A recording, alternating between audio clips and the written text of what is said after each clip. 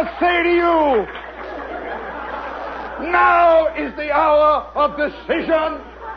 And I say to you, I see degradation everywhere. I see sin creeping out of the eyes and the faces of all them peoples everywhere.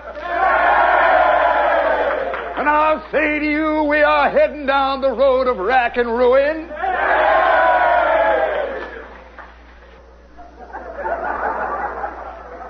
What would Howard Johnson think? Oh, all right, at ease. At ease. You're a very good man with the bowling team. Now stop it. Oh, yeah, everywhere you see, you know. By the way, hey, Pennsylvania. I chickened out again. Oh, gee. I'll tell you what we can do. Let's think it. I can see 40 guys in Allentown sitting there. What is he talking about? You should know, gang. Oh, it's scary, I'll tell you. Well, there's all kinds of scary stuff happening. And we might as well get right down to business. Speaking of scary things, you know, as you all know, I have a vast file of dynamic trivia, which I am keeping in a sealed stainless steel container, so that 5,000 years from now, when they dig it up, I will have buried it outside of the Howard Johnson next to Interchange 12.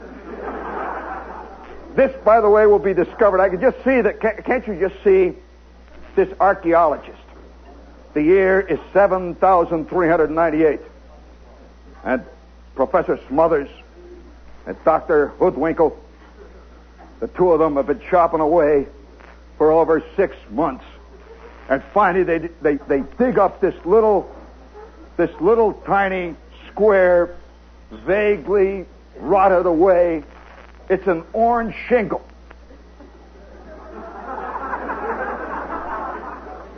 He says, well, Professor Hoodwinkle, we have to come to a conclusion at last about these orange shingles. We have discovered over 7,000 of these edifices. They must be a religious sort of temple. And you know, in a way, they're right. Oh, yeah, right now there are thousands of people heading towards Howard Johnson's, and they're going there for the... Got a little belly button there. I can see the two of them arguing whether it's going to be the Limelight or Howard Johnson tonight. And you know, oh yeah, I always think of Howard Johnson. I have a very warm spot in my heart, way down deep inside of whatever that thing is in there, about Howard Johnson, because I don't think there is a more beautiful sight at 2 o'clock in the morning when you're winging along the Pennsylvania Turnpike, and there's nothing but darkness for miles around you. And all of a sudden, way down deep inside, there is this little secret thing suddenly turns you on. It's nature.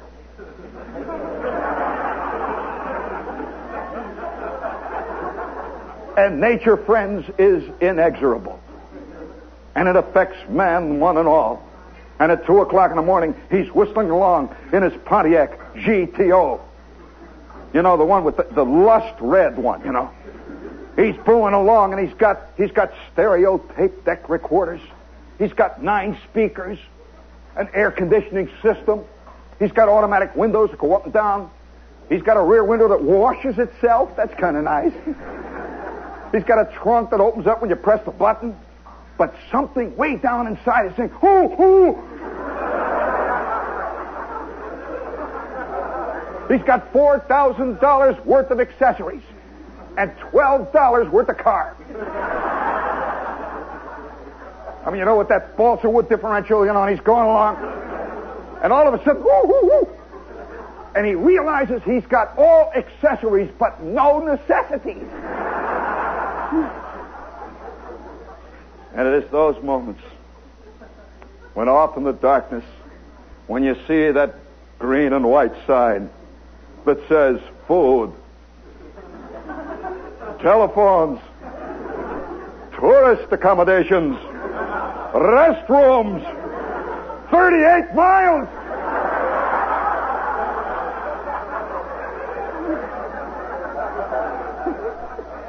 That's why all cars today got 485 horsepower.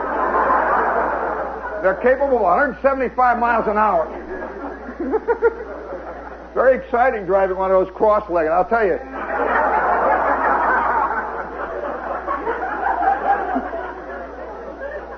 So let's give Howard Johnson a hand. Come on. Attaboy, Howie. I'm not one of those atheists. I believe that Howard Johnson lives. And he loves us. So things are changing out there, and a guy's got to have something to cling to. You got to have something. I don't know what it is, but you got to have something. Like my old man used to say, guys got to believe in something. I'd say, what do you believe in, Dad? I said, well, beer. He did. You ever heard a guy that could burp the entire national anthem? I'm serious. He had an 8-octave range. Fantastic. It's all diaphragm control, you know. You got to have a good ear. I remember, I used to say, Dad, what do you mean you got to believe in it? I've always felt this vague sense of inferiority because I always see these movies where, real kid types, and they have these fathers like Louis Stone. And in fact, you'll see them on the late movie now, maybe at 6 o'clock in the morning, just before sunrise serenade. By the way, how would you like to be in a film so bad that it precedes sunrise serenade and a lecture on Greek artifacts? Hey, wouldn't that be a fantastic gag? Listen, now, let's face it, there's two kinds of people in the world today. I mean, there are TV nuts who really read TV guides. Who sit there and they read it. That's scary. It's like guys that read streetcar transfers. I mean, the intellectual content is about like a mint-flavored toothpick.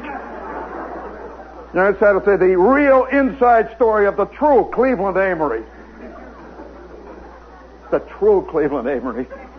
And so, right out there now, I've often thought that there are two kinds of people. There are the believers who really do believe, and they'll sit out there. Have you ever wondered who it is who watches Flipper? I mean, a guy that just doesn't miss Flipper. Wouldn't you just like to once see a guy who is watching the 323rd rerun of an I Love Lucy segment that was filmed late in 1939, and he's still sitting there watching it? That's a special man. There's two kinds.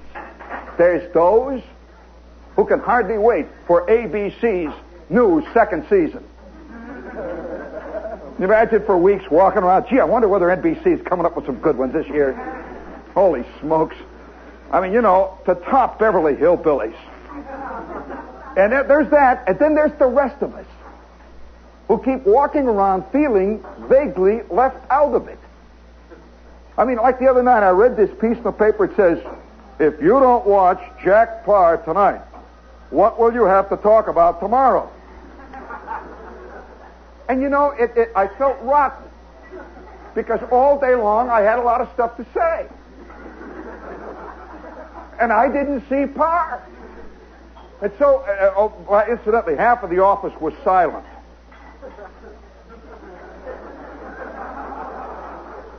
I mean, they miss Paar. You feel kind of vaguely out of it if you miss David and Chet. Somehow you've let the world go to hell today. You didn't keep up with it. Well, there's two kinds of us. Now, listen carefully. I've got a little idea, see? Now, the one group, right now, at this minute, is sitting out there plastered to the TV set. They got the can of Valentine. Once in a while they have a rubber mallet. They hit the kid on the head. That's a TV look. I mean, he's a guy who really digs the Preparation H man.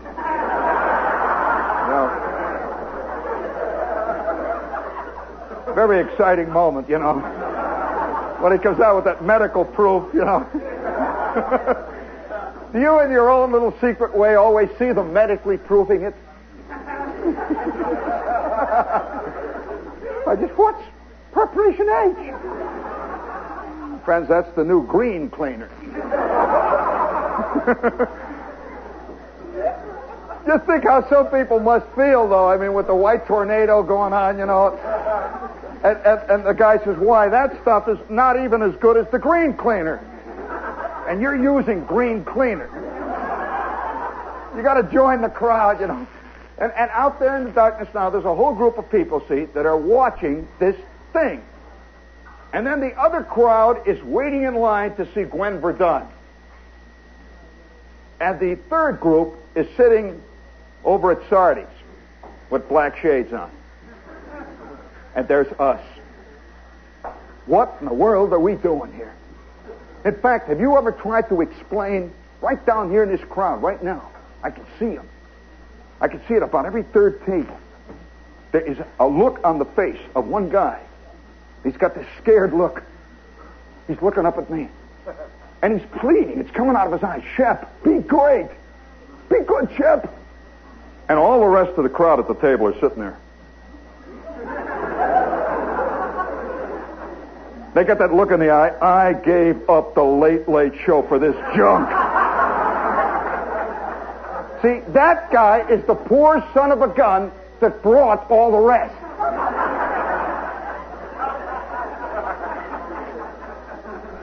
For weeks now, he's been saying, let's go down to the Limelight and see Shep. He's great. And they keep saying, what does he do, huh? I never seen him on the Ed Sullivan Show. He can't be no good. He's cute, And now here they are down here at the Limelight, and you can see fear. That sense of being the lamb that has led the others to the slaughter. They've come all the way from Teaneck. Oh. Son, I wouldn't say that loud.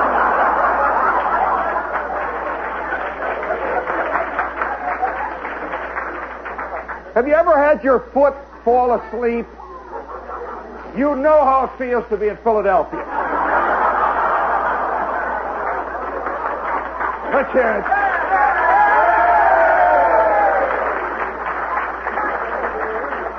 Smart guy, huh? Didn't realize I was a pro, eh? All right. But things are changing. And here's the gag I just thought of. Let's do this, see. There's that other crowd, and they don't even know what we're doing. To them, radio is a thing you get the time from. I mean, and here we are. Have you ever wondered how I can get away with it? You ever wondered? Well, it's because there's two groups. And that other group, they don't even know that we're on. At this hour of the night, I mean, who's going to miss that, bad 7-Eleven? And here we are sneaking around saying rotten things, see? And all the other guys are sitting out there saying, yeah, man, yeah. Two groups. Wouldn't it be great now if all of us, not only the crowd here at the Limelight, but also the crowd that's sitting out there, the guys that are out there in Teaneck and the poor guys that are out in Allentown that haven't been sprung yet. All those guys sitting out there. If all of us, now listen to this, what a gag. If all of us wrote a letter to the channel that has Sunrise Semester on, and a fantastic fan letter, and says, Professor J.L. Oschenschlager was fantastic. Let's have more of him. He's great. And Professor Oschenschlager is this guy that comes on after the morning prayer.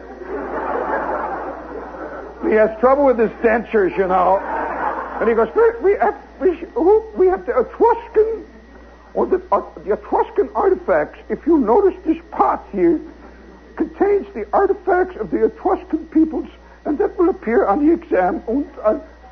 8 trillion people are sitting out there, and they can hardly wait for poor old Oschenschlager to get off.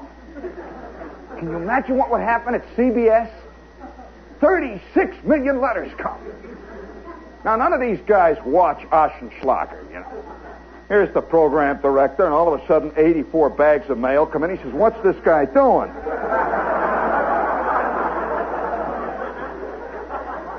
He's certainly not doing Etruscan artifacts.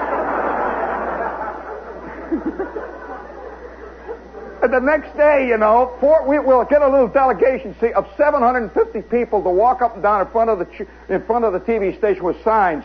More Oschenschlager. Oschenschlager should have his own show. He's great. Let's have Oschenschlager. Well, of course, what would happen is a vice president would be assigned to watch.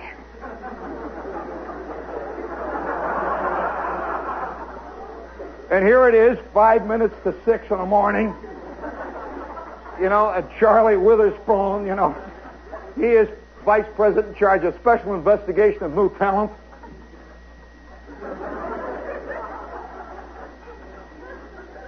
And all he hears is the blackboard squeak.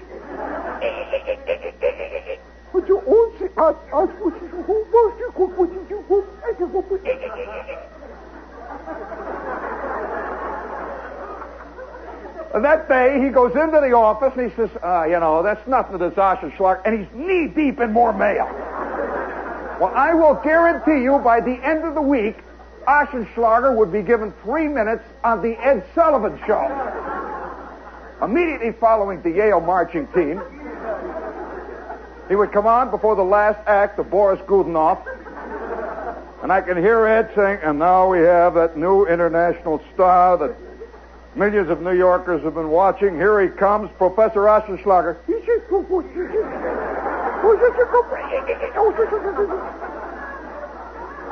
The Village Voice would love it. A fantastic new hip-in comic that's putting down the entire past. And we would we would write into Sullivan, see? Say, who's that bum Shelley Berman you had on? We want Oschenschlager. I couldn't get up off the floor. He was so funny, fantastic. I'll tell you, by next season, there would be a thing called the Oschenschlager Show in color.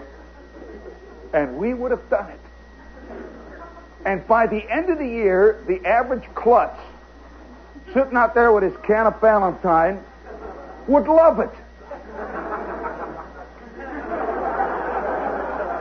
If he likes the 38th rerun of Lucy, what's he going to do with Oschenschlager? And I want to tell you what would happen to Oshie. Within 2 weeks, Oshie would be going to the actor's studio.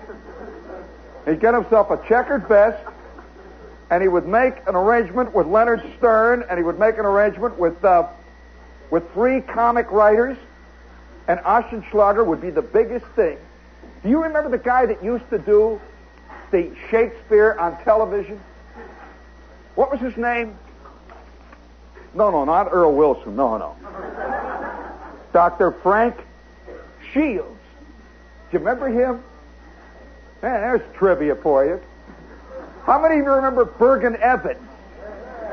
What a talent. Let's give him a hand. Couldn't understand a word he said. Well, you know, that's that great underbody of talent. You know, these are the people that appear on all day long on panels. You know, remember who was it? Phyllis McGinley's great line on all the channels, nothing but panels. But there they are sitting. One hand you got Milt Kamen. Next to Milt is Tom Poston. And next to Tom Poston is any one of 45 actresses who never made it. They're all sitting there, and up on the front of it is Alan Ludden.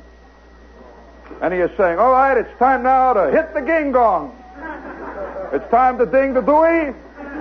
It's time to boop the buoy. And now, if you remember, we had 74 bonus points. Ding, ding, ding, ding. Ooh, ooh, ooh, ooh, ooh.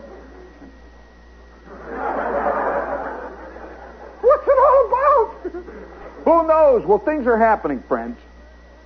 We are living in times of fantastic change. And there are all kinds of things in the wind. For example, now this is the time, and I think you could tell a nation at its most festive time, is the time that it says the most about itself. What it does for gifts. What a person gives as a gift is very important. You know what a gift is, really? That's a thing that you give to another person that he wouldn't have the guts to buy for himself. I mean, have you noticed on television all these things that chop up oranges and grapes? You can get electrical-driven toothbrushes. And I always thought about that. Does anyone ever use any of that stuff more than 3 minutes after Christmas? Who knows? Down in the basement of every house in America today, there are 24 electric carving sets. You know that you can get electric... I better save that for when the news is on. You can now get an electric fork. Can you imagine eating with an electric fork?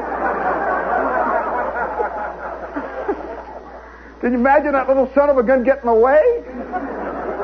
And the next thing you know, wow, talk about X-Lax, gee. Yeah, well, see, the things are changing. And in fact, one of the greatest ones last year, I don't know whether they're going to bring it out this year, but there was this commercial, and it showed this lady, see, the usual, kind of 60ish looking lady with the blue hair, and she's got these dentures shining. She's got this kind of voice. She looks a little unhappy, see, and she's working in what looks like Bloomingdale's. And here she is, and one of her customers says, "No, I do not want that crummy looking blouse." She said, "Oh." And immediately this 12-year-old girl next to her says, "Well, have you ever thought that maybe, I always carry it with me." And she whips it out of what looks like her stocking. She says, "I always carry it with me." She says, "Have you ever tried Micron? It has foaming action." And the old lady goes, "Oh, it foams." Have you ever noticed that people over 40 don't know nothing? Not a thing. You don't know how they lasted to 40, They're always saying, Listerine. What is that? And there's always a 12-year-old girl saying, "Daddy, here, try this." "Oh, just once."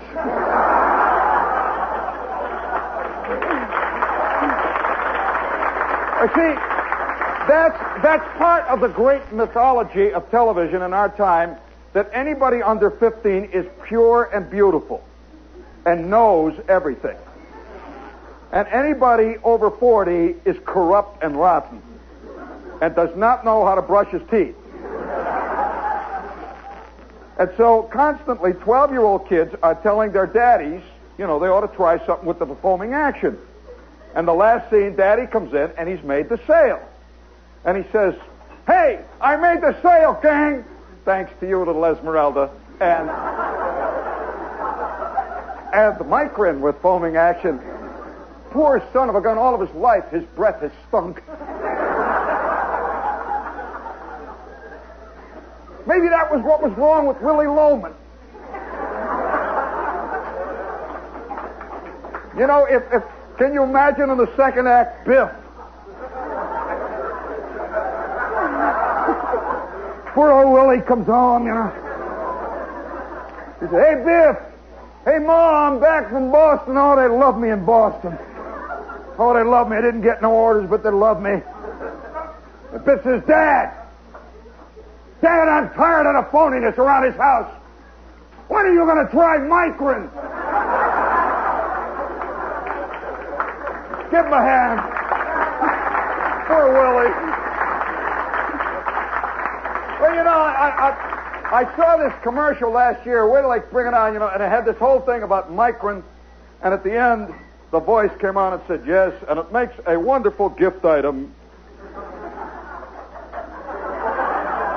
in this holiday season in the big family gift holiday pack." Have you noticed they pack everything in the gift pack this year? Booze. I'd love to see, by the way, that'd make a great cartoon. Wouldn't it? This guy in a doorway, he's over on, say, First Avenue. His shirt is ripped open. One shoe is off, and he's got his shirt, and his tie is hanging down there. And next to him is a gift-wrapped old granddad with Currier and Ives prints. And on the side it says, holiday cheer in the old style. Boy, they mean it, I'll remember listen, I had a grandfather that used to get drunk. They always said, give Grandpa a bottle. That was the whole bit for Christmas, give Grandpa a bottle. And everybody else has got little fire engines. And old Grandpa, very distinguished looking guy, and he would sit down next to the Christmas tree, and all around him, he had 5 daughters. And they had 47 kids. And a couple of them had 9 kids. And everybody had said, give Grandpa a bottle. And there was Grandpa. He was knee-deep. And they came in decanters, Christmas thing, little ships, little guys playing golf, full of bourbon that comes out of their ear. And Grandpa would look at all these things, see, and no one would see Grandpa until Easter.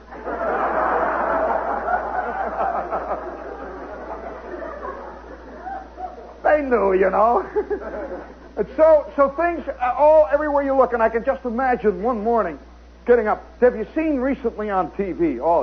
Things are getting so interesting. On TV, it shows this scene, opens up, and you see these little cars racing around, and they're on a track. And the voice says, yes, Christmas with all of its wonderful toys and all of its wonderful, joyous games. And you see Daddy. He's a typical TV daddy. The kind of TV daddy that always says, oh, my tummy. You seen that guy? He always rides around in station wagons. He says, oh, my tummy. And his wife, a TV wife, says, and you promised the kids to take them to the Little League game. Oh, my tummy. And 18 kids in the back seat go, oh, Daddy, wah, wah, wah. And my mind immediately says, is he faking them out? Is that son of a gun going to show them all and die of a heart attack?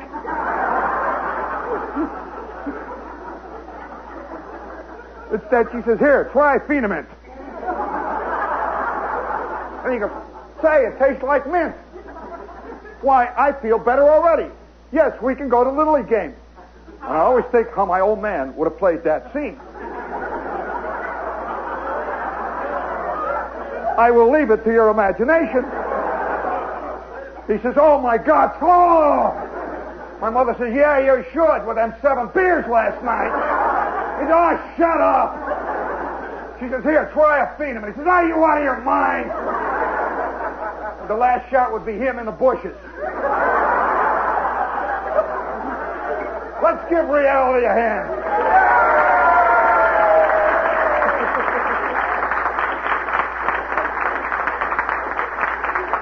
And by the way, speaking of gift items, you see, the little kid. Oh, you want to hear about that, see? And the father is looking at his little kid, and they're both playing with cars, and the announcer comes on and says, there is nothing better that you can give your child this Christmas than an insurance policy.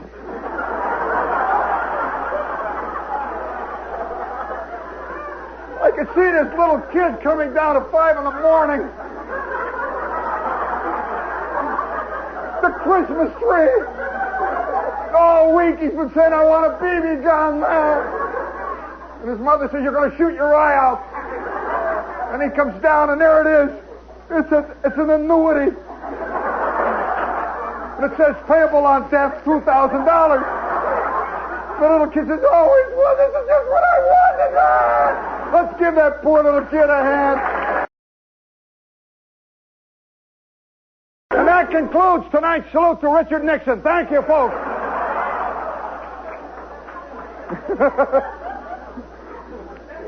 Oh, yeah, he's got a pulse there. So hang in now, at ease. Now, at ease. As we said earlier tonight, things are changing. Everywhere we look, people are giving other people Micron for Christmas. Can you imagine, though, getting yourself one of those bottles for Christmas? I mean, Micron in a gift wrap package, and with foaming action. Well, do you know, at ease, honey, at ease. That scotch is getting to her. I can hear that girdle creaking. And do you know that in one of the magazines recently they had illustrated as a gift, says it makes a wonderful gift, you can get a man that's made out of rubber, and he's wearing a Homburg hat, and he's got a Tattersall vest, and you blow it up, and he's life-size. And it says, at last you now always have available constantly a friend and companion.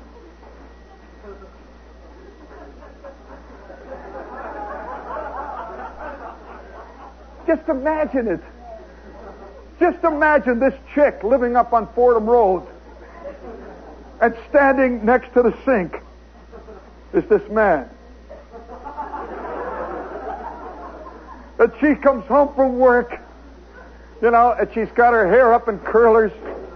And she comes home and she's carrying a bottle of wine that she picked up at Macy's in the gourmet section. And she sits next to her table and she pours the wine, and Everett from Hammacher Schlemmer, Everett stands and just watches her with a benign look on his face. Well, I mean, this is the new world. We are all being fragmented. We are reaching out. We are grasping. And I wonder how many people right now, at this minute, are sitting in the Route 3 drive-in, grasping at life. Or something.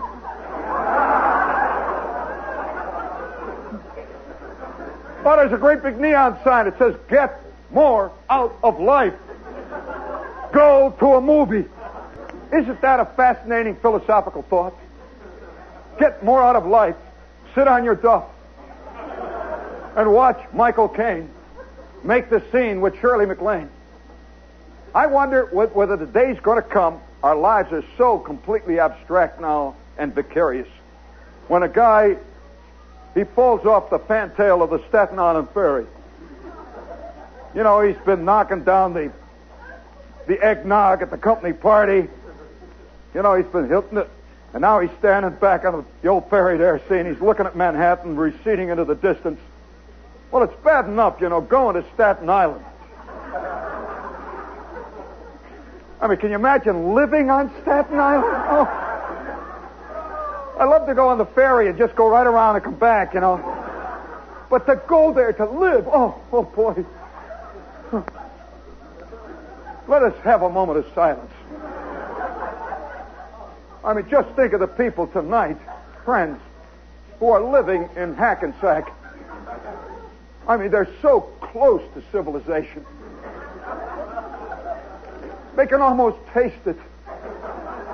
I mean, right now, there is a crowd living in Goshen, Indiana. And they're standing in front of George's bowling alley. And the only thing they can do in Goshen, Indiana on a Saturday night is to watch the neon sign on the funeral parlor. And they bet when the transformer is going to burn out. And they're just standing there, see, underneath the Coca-Cola sign that says the pause that refreshes. And their family has been pausing for 4 generations in Goshen, Indiana. And off in the distance, they see that beautiful Indiana Turnpike. Do you know that the Indiana Turnpike, folks, is an elevated turnpike? It's high up in the air. It goes right over Indiana. There is no place you can get off the Indiana Turnpike. There's no exit in Indiana. And they just stand there and they watch those cars go back and forth in the sky. And they dream. Once in a while, old Clem turns to Luke. Says, "You know, Luke, old boy, you know what I'm going to do one day?" And Luke says, "What do you want? What are you going to do?" "One day, old boy, it's Indiana talk. And don't tell me it ain't authentic. Dad, I tell you, I molded in Indiana so long I got fuzz on my pancreas." And Clem says to Luke, "You know what I'm going to do one day? I'm going to get in that little old Ford of mine, and I'm going to drive over the Ohio line. And I'm going to go down there near Elyria, Ohio, and I'm going to get on that turnpike. And I'm going to drive right past him. And I'm going to run down that window, and I'm going to spit down in Goshen. And Luke says, you're going to what? I'm going to spit right down in Goshen. I'm going to get down there, and I'm going to ride all the way to the 3rd interchange. I'm going to go to that big Howard Johnson. I'm going to have them, what they call them fried clams. I love seafood. Luke says, I can't stand seafood. Any guy that eats clams do anything. And within 10 minutes, you got a typical Indiana theological discussion.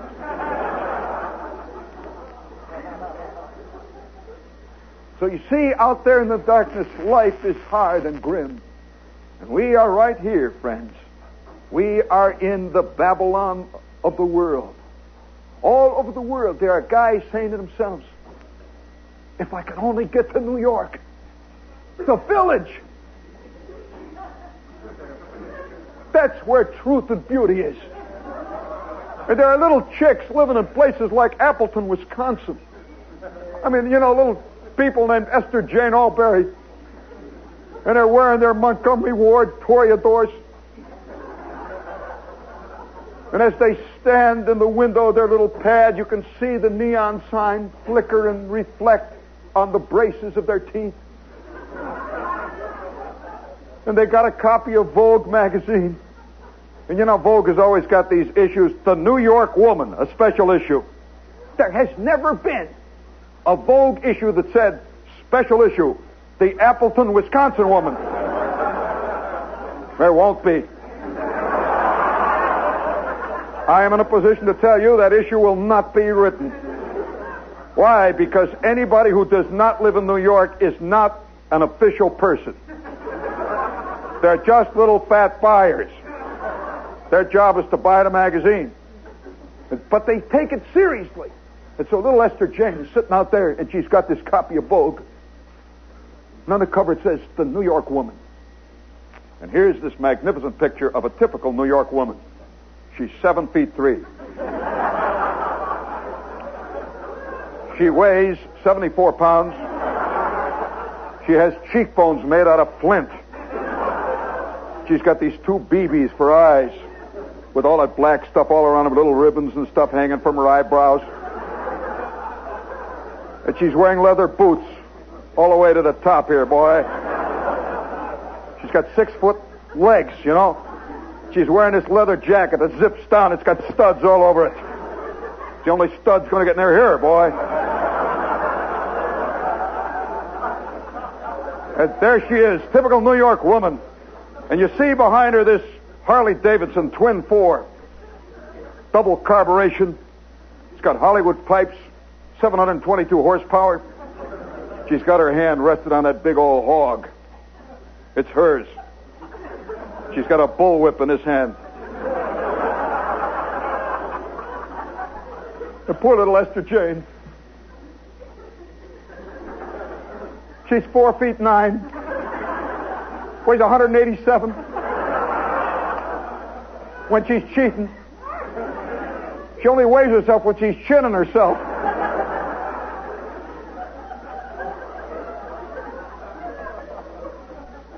There she sits, the New York woman. Oh.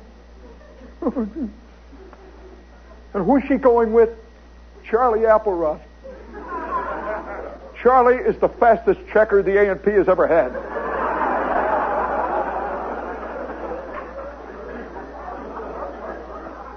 He's risen from the bottom. Just 4 years ago, he had this little stamp and he was stamping Campbell soup. So nobody could read it, that little blur. And then they put him on the express counter, 5 items or less. Oh, yeah, that's where the rookie pilots are put, And then he worked his way up to the number 3 cash register, and now he's on the number 1.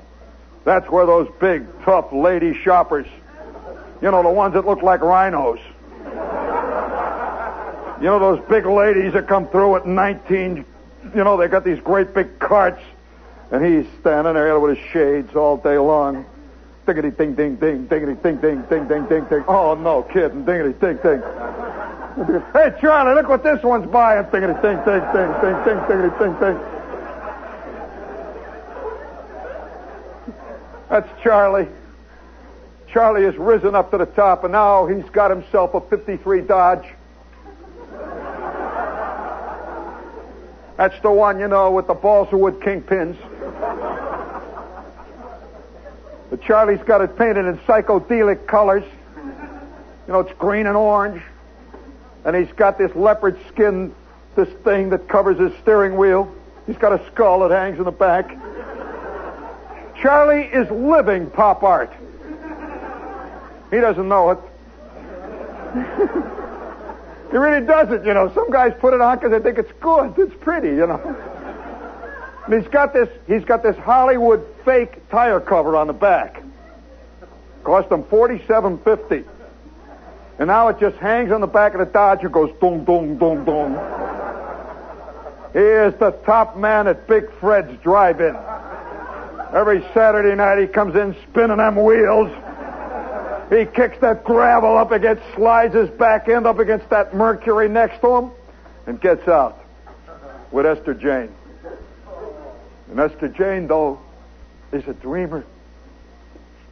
Esther Jane sits down in that booth with Charlie in Big Fred's drive-in. And Charlie hollers, "Hey, how about a cheeseburger, Esther, huh? Couple of cheeseburgers all the way with hamburgers, onions, the whole bit, and how about a black cow, huh? How about a black cow? Baby, okay, black cow. 2 black cows, Dad." And they sit there and eat cheeseburgers. And Esther Jane has got this cheeseburger, and it's the kind of cheeseburger that's called a Big Charlie or a Big Mac. It's got all kinds of little things sticking out of it. And every time she bites it, it goes... squirts all over her Montgomery Ward jeans. Does that bother Charlie? She is married to Attila the Hun.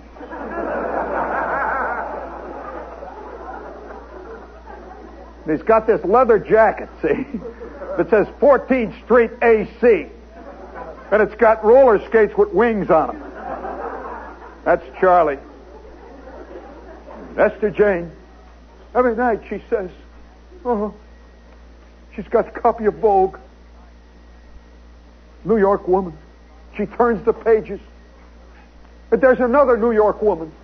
But there she stands. Those New York women, their hair? And they're always spread-eagled against the Seagram building.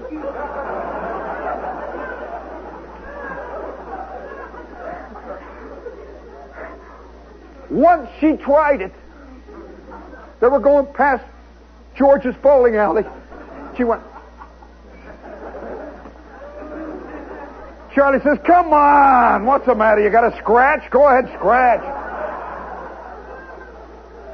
Just once, wouldn't you like to go out with a chick? You're walking along Park Avenue. You're on your way to chock full of nuts.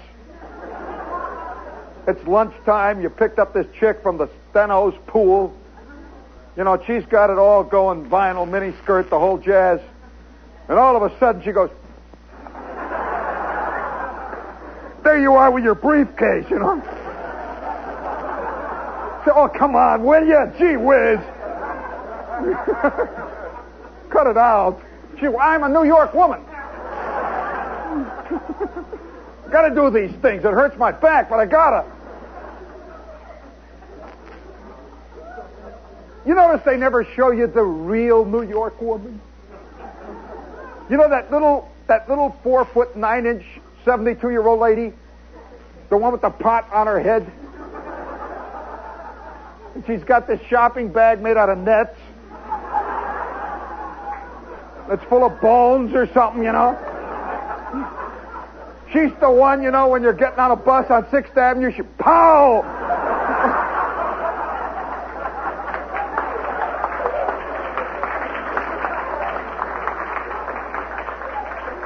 I mean, she's got a groin shot that doesn't stop. They never show her, can you imagine her in Vogue?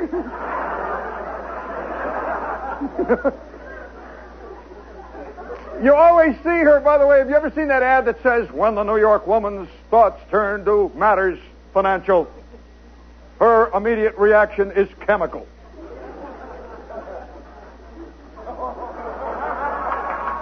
That's true. When she thinks of money, her glands start going. You know, and it always shows these tall, thin girls running up and down steps with great big model cases and all that stuff.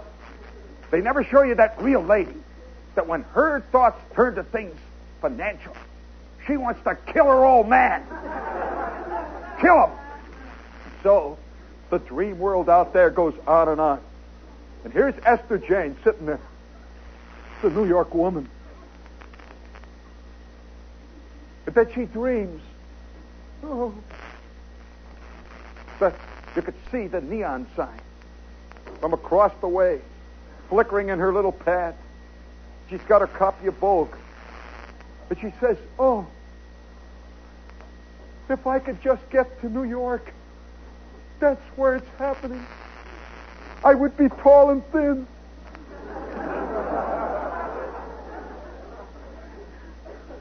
I would meet real men like Truman Capote.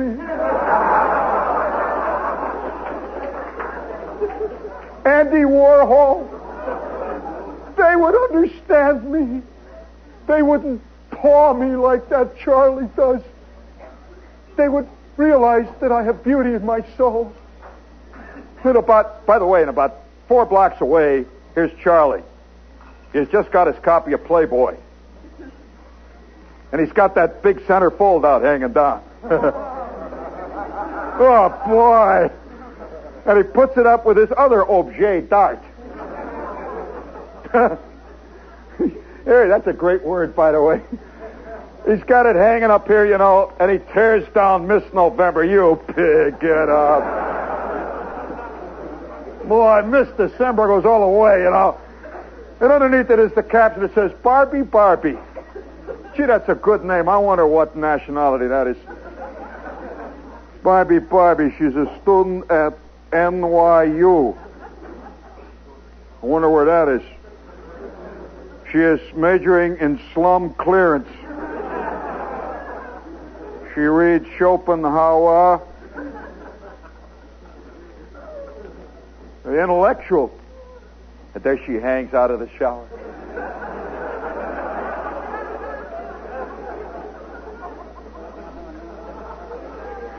She resembles nothing so more than 45 beach balls having a fight. Rolling downhill. And Charlie thinks to himself, if I could only get to New York, I'd meet a real chick instead of that Esther Jane. You ever thought what it would be like if Vogue magazine had a center fold out? Can you imagine how it would look, you know? Here it is, girls. Your January playmate is big Charlie Greasy Thumb Goosick. Drives a truck for the A&P. His hobby is dirty books.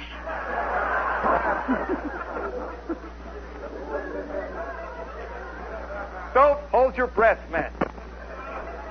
You notice all male magazines are only about women, and all women magazines are only about women? There's something wrong. It gives you a little insight, you know. But things are changing. And I have this little note here, and I want to bring this to your attention in this coming up Yule season. There are gifts of all kinds. And here is taken from one of the local newspapers. You know these question and answer things? You know, they write to Ann Landers. Can you imagine a guy sitting down there saying, he's so desperate, dear Ann. Can you imagine being spread all over the Daily News? Right above the crossword puzzle? Back in the trust ad department? Listen to this one now. You haven't heard anything. It says, says, "Dear counselor, my wife purchased for me a beautiful Scotch plaid kilt when she was visiting in New York. I am wondering if nylon panties and a half slip are best to wear under it."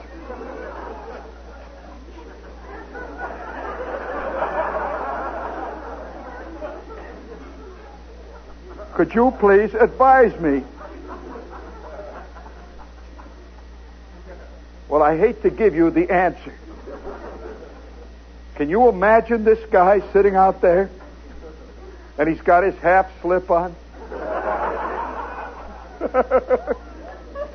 Can you imagine chicks waiting for a good wind to come along?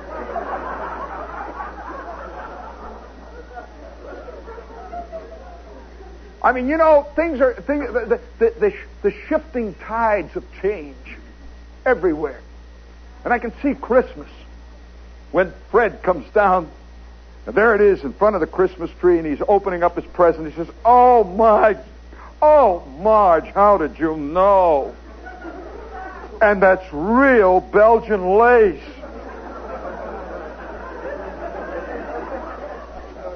And, of course, he gives Marge a Harley-Davidson Twin 4. And a bowling ball. So things are, by the way, speaking of the shifting tides of change, what fantastic radio station are you listening to, friends? And let's hear it loud. Bring it out big and what at ease. And what fun city are we now in? In a daddy saddle. A daddy saddle. And it comes with stirrups. And it shows a daddy down on his knees. I'm not kidding. You think I'm kidding? You can buy this baby. And you can either get the English or the Western style. And it's, it's got a cinch and a girt and the whole bit, And I could see Daddy down on his hands and knees, and the kid is taking him into a 3-foot jump. Daddy is going along, Now, this tells a great deal about our life. A daddy saddle. And I could just see the kid opening this up on Christmas, and 10 minutes later, Daddy and 7 other daddies are out in the weeds, and they're galloping along, chasing a tin fox. Kids are belting them on the behind. You know that you can get a $4,000 tree house? I mean, it's got air conditioning. I mean, it's for kids that, can't build their own tree house, and so this tree house comes, it's got wall-to-wall carpeting, the whole shtick.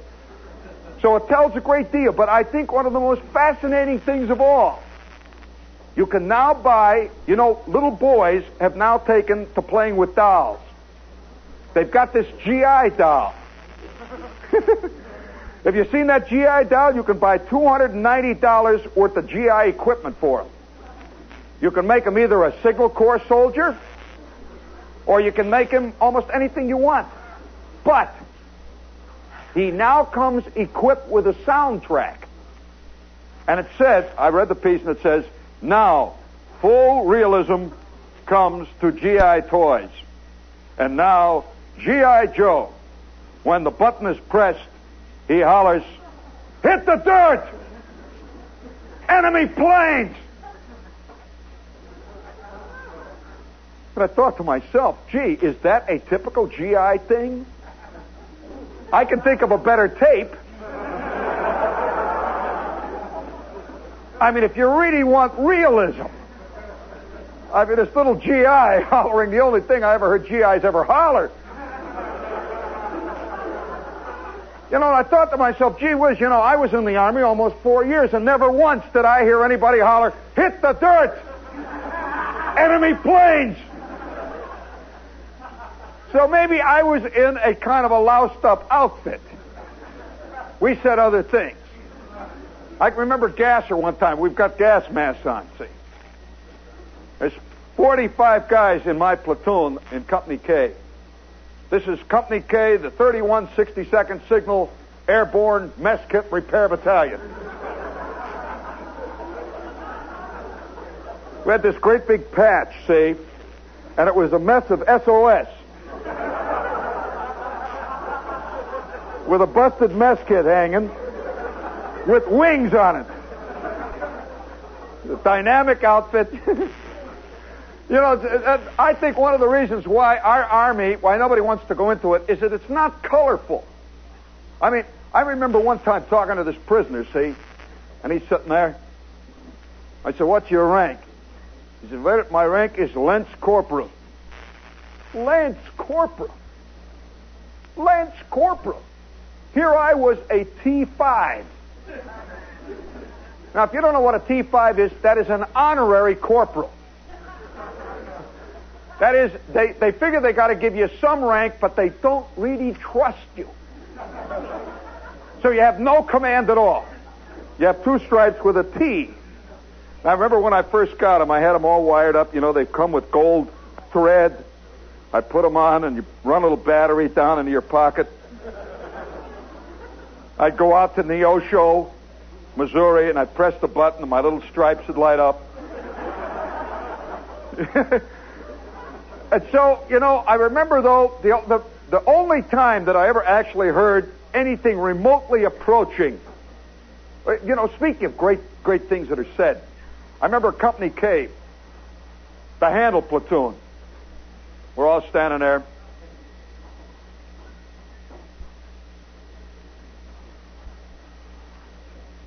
I stood like this for 4 years.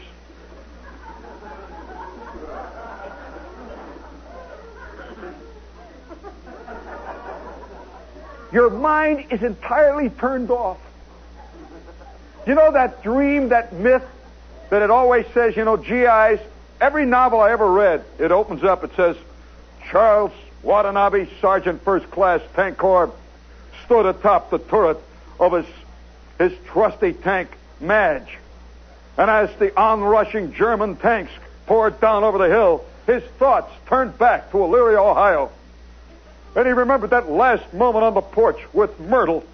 Oh, come on. I never once thought of anything. Can you imagine going 4 years and not thinking of anything?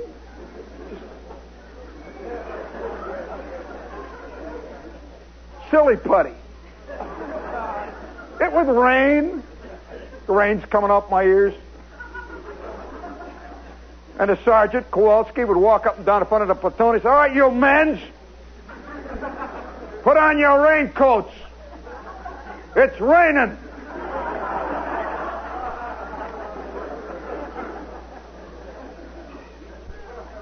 You could tell it was raining. You could hear it on your helmet. Ding, ding, dingity, ding, ding, ding. Ding, dong, dong, dong. So, you know, we didn't exactly fit that G.I. Joe doll. He's so, you know, dynamic. I remember us standing there, and one day, Lieutenant Cherry is walking around in front of us. Lieutenant Cherry was our trusty CO, and he was bugged. For 4 years, he was bugged. He was a West Pointer, and he never could figure out how the hell he got assigned to this. And either could we. Not one of us, all of us, we have drifted down through that great vast, that enormous flour sifter of the Army, and we've taken tests, and every one of us began with that clear-eyed look, you know, I will be an aviation cadet. Off we go into the wild blue yonder. Another guy says, no, not me. I want to be in the infantry. And I want to be led by Van Johnson. And I will charge that pillbox. And other guys had these dreams of these fantastic things that we're going to do. They were going to jump out of airplanes wearing jump boots. Well, the Army's got this enormous sifter. It's like a flour sifter. And they shake it. And guys come out of the bottom. They keep shaking it, see? And you don't know how it's done. You get a good grade on a test, and you're in trouble. You get a bad grade on the test, and you're an aviation cadet.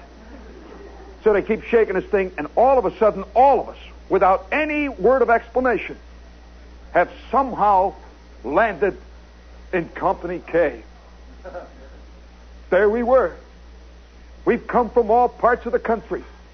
Have you ever seen those table of organization things that they've got in the Army? It says, Commanding General. And above it, it says, Chief of Staff, President of the United States. Underneath it, it says, General of the Army, commanding all armed forces. Under this, it says, Corps Commanders, Army Commanders, Divisional Commanders, Battalion Commanders, regiments, companies, platoons. They would have had to have, believe me, they would have had to have a table of organization 200 feet long to have included Company K. We were so far removed from everything. We're standing there one day, and Lieutenant Cherry's walking up and down in front of us.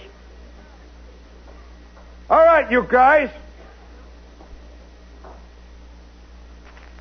We're going into battle.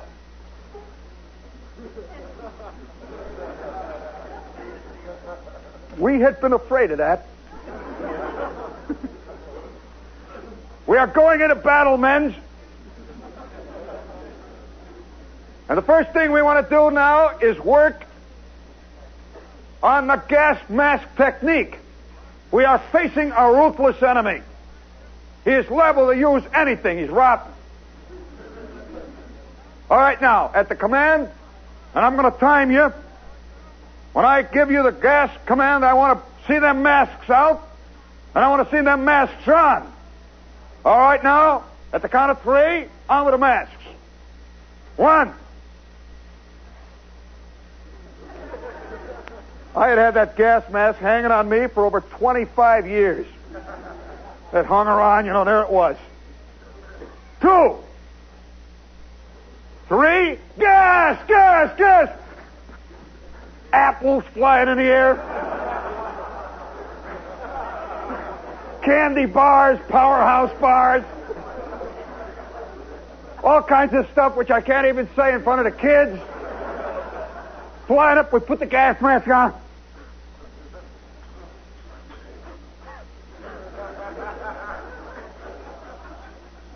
Do you know what it's like to have a gas mask GI type on? You can't breathe through them. And you sweat. So Lieutenant Cherry says, all right, you guys. That was over 4.5 minutes. Now, when I tell you to take them gas masks off, I want you to clean up all those apples. From now on, there will be nothing kept in the gas mask case but your gas mask. I want you to clean up all those powerhouse candy bars. And I want you guys to get on a stick. All right, now, off with the masks.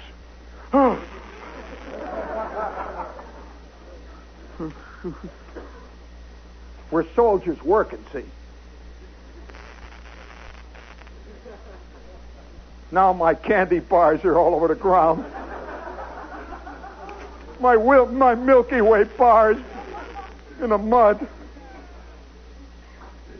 1, 2, 3, gas!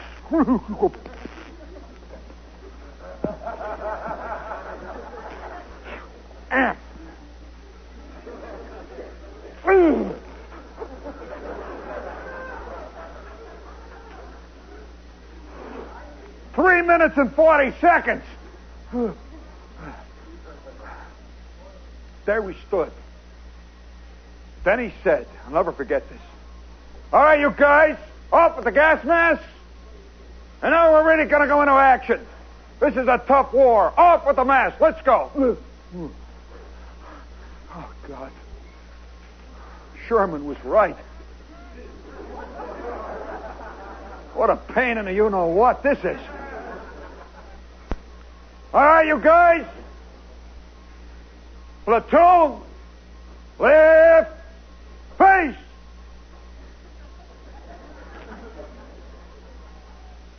next to me is Gasser. And Gasser is warming up. He's beginning to see that we're going to have another one of those mornings. And Gasser starts using the only word that Gasser ever used. I can hear it beating around me like the sea. Somewhere off in the distance. I cannot tell you what it is. It's a beautiful word. It says it. There are over 700 ways to use it. It can even be used as a gerund. Oh, yes.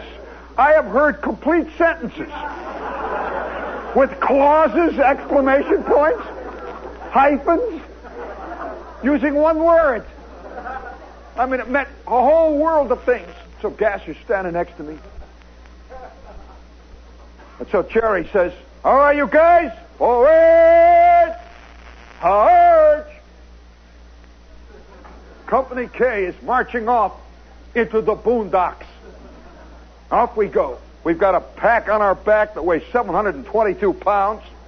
Oh, by the way, are you aware that there are things in those packs? Now, you always see these in the movies. You see Rip Torn. You know how Rip Torn is always in combat? In fact, there's about 500 movies made a year that have James Whitmore as a sergeant. James Whitmore is a sergeant. Sidney Poitier is in this platoon. He is going to be saved by this Southern sergeant, and he will then save the Southerner. And that's the movie. Company K was not quite like that. We are now knee-deep in the boondocks. Our tin hats on our head. Each one of us has got his carbine on his back. They didn't trust us. We had wooden bullets. I'm not kidding. We had a clip and wooden bullets. So here we go. And I've got a great big bayonet hanging down. And on this side, in case you're interested in what all this stuff is that GIs have, on this side is the medical kit. It's your first aid kit. And I remember one day, this corporal says, all right, you guys, he's from the medical department. He says, now I'm going to show you how you use your medical kit. Now you'll notice it has two snaps, M1, snap 1, and snap 2. The snap 1 is here, snap 2 is here. It is near your right arm. You will notice your right arm is the arm which is on your right side. It is the one that is opposite your left arm. Check. Right, left. Now all of you hold up your right arm. All right, up with your right arm. All right, hold your left arm up. Now, your right arm raise 4 inches and you will find it is resting on the medical emergency kit.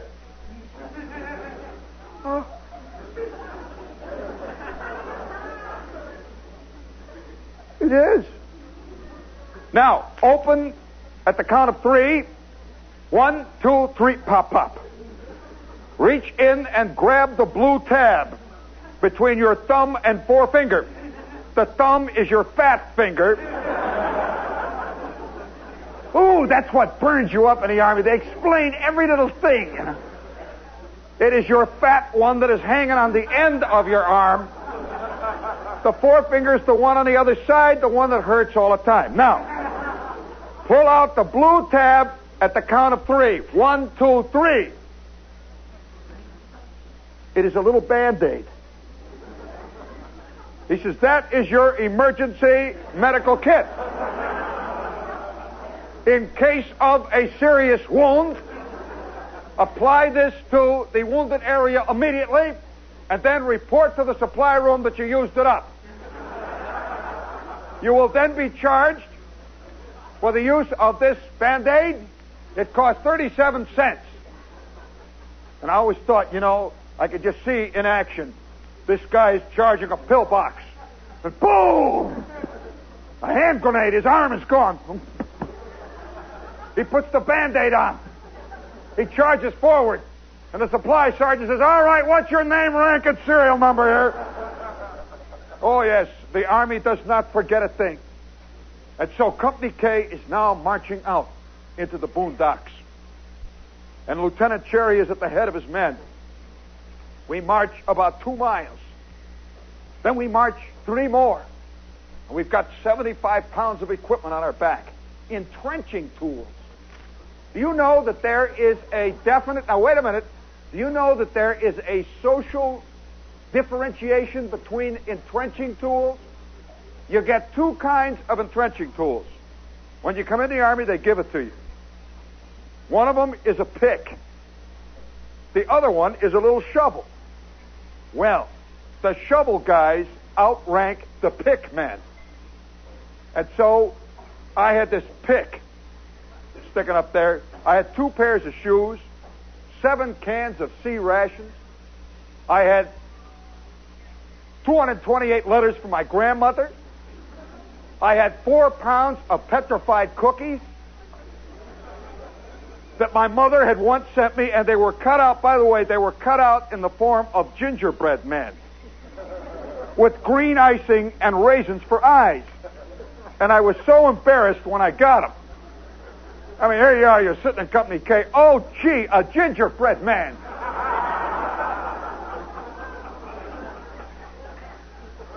My mother used to write me letters that would say, I hope you're getting your Ovaltine regularly. I can imagine me saying to the mess sergeant, oh, Sergeant, I want Ovaltine today. I mean, you know, walking past that giant GI can full of that boiling, burning soup, that coffee. And so now we're out in the boondocks, big packs on our back, and we are going. And we are going. And we are going. I saw a movie the other day on late TV. Did you ever see that one of the Marines where this insane Marine officer took these guys 25 miles through the Australian bush? Did you see that picture? What was that picture? Leon Uris? Something like that? Battle Cry? What a crock of... You know, I was sitting there watching that movie and I wanted to kill that officer. You know, you were supposed to relate to him and say, isn't he a great officer? He was just like later Captain Cherry. He was a nut. And he always rode in a Jeep. Did you notice the colonel was riding in a Jeep by those guys? So he'd ride in a Jeep, see? And we're in the boondocks. 20 miles have gone past us. I've got my pack on my back. It's digging into my gut. I've got this big old mask hanging on my side, and Gasser is talking next to me. And 20 miles out. Now remember, we have walked and hiked 20 miles. Our minds are turned off. After a unit has gone more than 15 miles, it thinks nothing. It just goes. Sweat goes down, and then the sweat goes up. Nothing works. And then every once in a while they holler, all right, take 5, take 5. And you just go, oh. You don't even take, you don't take your pack off. You sort of lean back on it. Your helmet hangs down. And Gasser's sitting next to me. He's sitting on his pack. And he's going, blah, blah, blah, blah. And Zinsmeister is laying stretched out. And then they holler instantly, all right, let's go. Pick 'em up. Here we go. On the ball. Hard. Hard. Mile after mile. And then it hit. Out of the blue. Lieutenant Cherry suddenly hollers, gas! Gas! Gas! Gas attack! Well, we just kept going for 2 miles on momentum alone. Gas! Gas! Go, you guys! Gas! Gas! Oh. Forward! Purge! Now we're going with gas masks. We can't breathe. The sweat is now up to my eyes. I'm drowning in my own sweat. We have now gone another 1.5 miles. Lieutenant Cherry hollers, all right, Gas off! All clear! Go clear! This is the real Army, folks.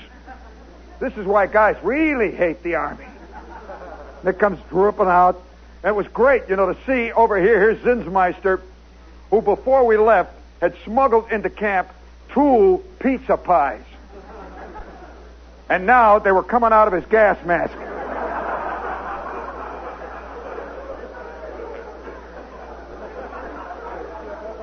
By the way, that's one of life's more exciting moments. Gas mask lets a lot of stuff in, but nothing out. So, we're down. All right, you guys, take 5. Take 5. We sit down. Then I hear that call from the distance. It always came out in moments of strife. You can hear it coming from somewhere back, maybe in the 3rd platoon. You hear, cluck, cluck, cluck, cluck, cluck.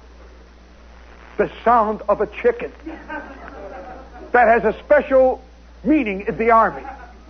The sound of a chicken laying an egg. Lieutenant Cherry stands up.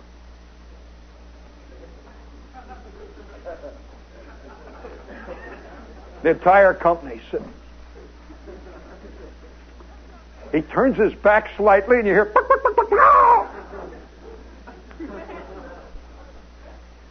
who done that?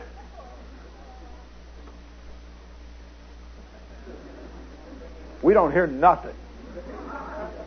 Boy, we don't. He represents ultimate authority. All right. One of you done that.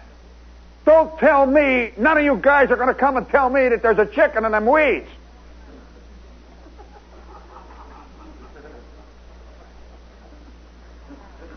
And he sits down in his Jeep.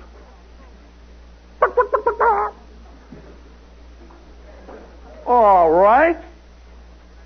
I will show you who's chicken. Company! Attention!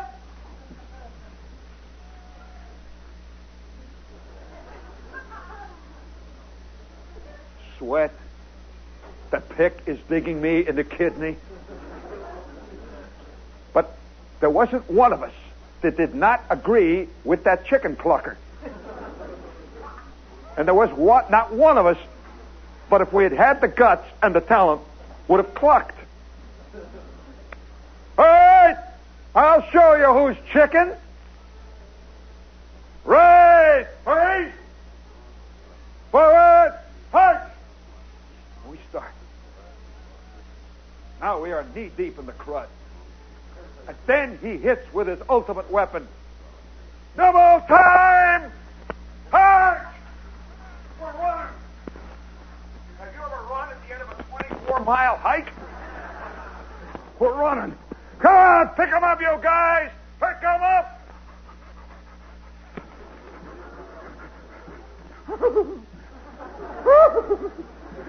Way in the back, someone goes, cluck, cluck, cluck, cluck.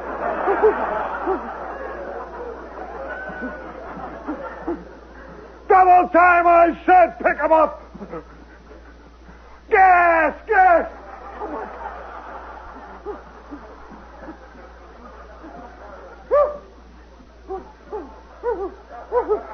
Have you ever double timed 4 miles with a gas mask on? 4 miles later, bodies are strewn. And by the way, one body was lying prone, totally unconscious. And it kept going. Oh, the GI never gives up. Well, instantly, we're sitting down there after 15 minutes of this. Boy, we've all lost 45 pounds. And so the word came back. There was an old regular soldier in our outfit. He says, hey, you guys, listen, unscrew your gas mask protector guard. Take the front of it off. There is a little cartridge in there. Throw it away. Then you can breathe. That makes that damn gas mask work. Run it out. Take it out. Jeez, you can breathe. 10 minutes later, we're out on the trail. Gas! Oh, it's great. That's the first gas mask I ever lighted. We're running along. And all of a sudden, out of the darkness, all of a sudden, this little airplane appears. It's a little Piper Cub. It's one of these little L4s, and he goes right down our column. And the lieutenant hollers, gas, gas! And he lays this stream of white smoke right over Company K. I mean, at first I thought it was, he had bad valves. He goes right over. Whoa! And I saw this smoke all around. And I heard Gasser straighten up. Gasser goes, woo! And I took a deep breath, and they weren't kidding. They had gassed us. Within 30 seconds, all of Company K is laying flat, digging into the ground. Their gas masks hanging on sideways. And that gas, now, if you've never been gassed, a lot of you think you know what it's like. I want to tell you, friends, being gassed is one of life's more exquisite moments. Because it suddenly goes down deep inside of you. And it's just like a little explosion has happened there, and stuff comes up that you didn't even know you'd eaten. In fact, the first thing that came up was a birthday cake from when I was 9. I remember it had bunny ears on it. Oh! The entire company, oh! And that little L4 went whistling on down through the prairie, and Lieutenant Cherry is standing there with his officer gas mask on. They have special gas masks. They're motor-driven. He takes off his gas mask, and he says, all right, men, just thought I'd let you know how chicken I can get. We stood for about 60 seconds. But remember, friends, he was dealing with the American GI. And here we are knee-deep in glop. Our own glop. He says, I just wanted to show you how chicken I can get. There's a 60-second pause, and then you hear, pluck, pluck, pluck, pluck, pluck, pluck. The GI is indomitable. Let us give him a hand wherever he is. We'll be back next week.